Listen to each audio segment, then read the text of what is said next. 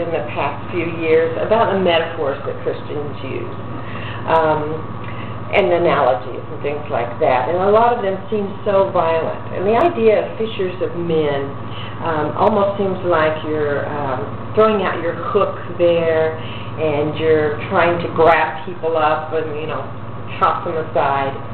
And so I was going to explore that idea of being fishers of men and what it really meant.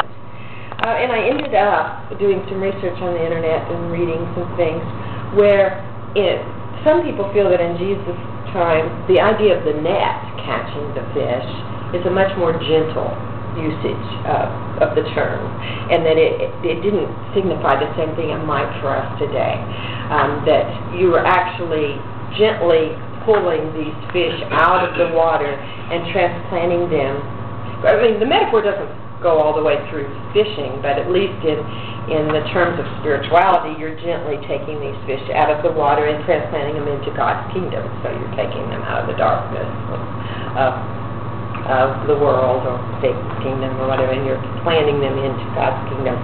And so I sort of divided this into more gentleness and then the darker imagery. And so on this half, we have the hooks. I don't know. This is an older, probably medieval. I can't remember what I've used here. I just like the image. The idea of someone really trying to catch others may not have been true, but the symbolism here. On the other hand, we have here where I have the nuns who may be more gentle in their approach, praying. Just some things. Here's Jesus on the cross and a heart image. More about Jesus and the gentleness, the difference between the humility of Jesus and being willing to die, and then some people's attitude of the hook. So I just emphasize that in several different ways. Oh, on the top is black, the negative side, and then the bottom, the white, and then red on the side. Partly to emphasize the red that I was able to put throughout, but, you know, red, the blood of Jesus. That's Betty. Just an exploration of the images. What's the $100? Oh, the idea of money being connected to catching more fish, catching more men, increasing the church size. So that's $100 there. And I've got this little fish in the pot, sort of ring type thing.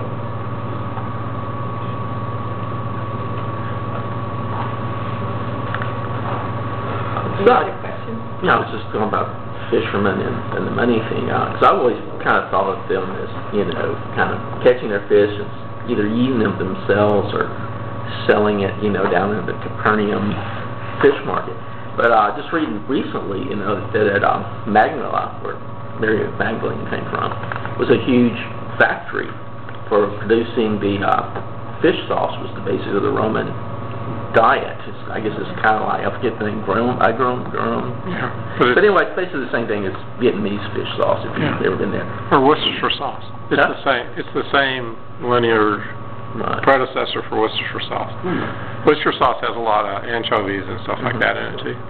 So anyway, these guys probably weren't actually doing it. They were probably working for some sort of capitalist who owned that factory, and they were producing that fish for that. Also, that they found that the boats in that era, compared to the boats from earlier times, were cheaper and more patched. In other words, as the Roman Empire ate up the area, obviously people were going into poor and going poorer and poorer and forced into that sort of thing. So that was a whole economy going around these guys. So I don't know how that deals with fishers and men, but it does show us that these guys were pretty poor, and they weren't independent people sitting around. So when your sons leave to go off to be religious pilgrims, maybe it's Dad's thought that he said, well, they're better off doing that than they are down here, or maybe it was a huge financial burden on that family. So that's just something else. This happens. I just read about that a couple of weeks ago, months ago. Well, I think it's interesting that we've used the same metaphors over and over again, but they take on new meaning in our culture. I like the contrast between the net and the hook. I like Kierkegaard's one of my favorite philosophers. What he always had to say about faith always rang true with me somehow. He said, if someone could give another person faith, it wouldn't be faith, because that same person then could do something to take that faith away. So he said that faith had to come out of the individual encounter with God. And so when you think of someone, a preacher or a layman, hooking somebody else, you know that however they hook them, is a little bit artificial, or, again, you don't like to think about anybody being led around with a hook in the mouth, do you? It's the opposite of what Jesus intended for love. The net is a lot similar thing. I really like that term. But I always like this image. Y'all have seen them, I'm sure. People who still do very traditional single net fishing, the way they'll just float that net out there, and then pull it in. It's just a graceful movement, and it takes some art to it. It's like fly fishing. Fly fishing really takes some art. But I always thought that part of the imagery for these experiences at the time of Christ, or the way they were picked up, had to do with the boat, almost more than the fishing. And Jesus is with them when he calms the storm. And the boat was actually one of the earliest representations of Christianity before the cross. In the catacombs, the representation of a boat for Christ and his message precedes the image of the cross. And I think they were pulling back into the image of Noah. Yes. And that this is a faith that helps you ride out the storm.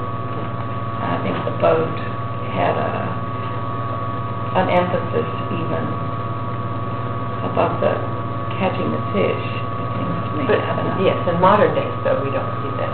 No. In the medieval times, the ark was very significant to the Christian church. Yeah. It was used twice a week. Right. Another thing that inspired me when I was looking things up was Mark Twain's quote, and I may not quote it exactly right, but it was, if you're fishing for love, fish with your heart and not your mind. So I thought that was great. I've never heard that before. Doesn't sound very Twainish at all. No, it's well, I may have just tweaked it a little. I can't. I'll say something sarcastic.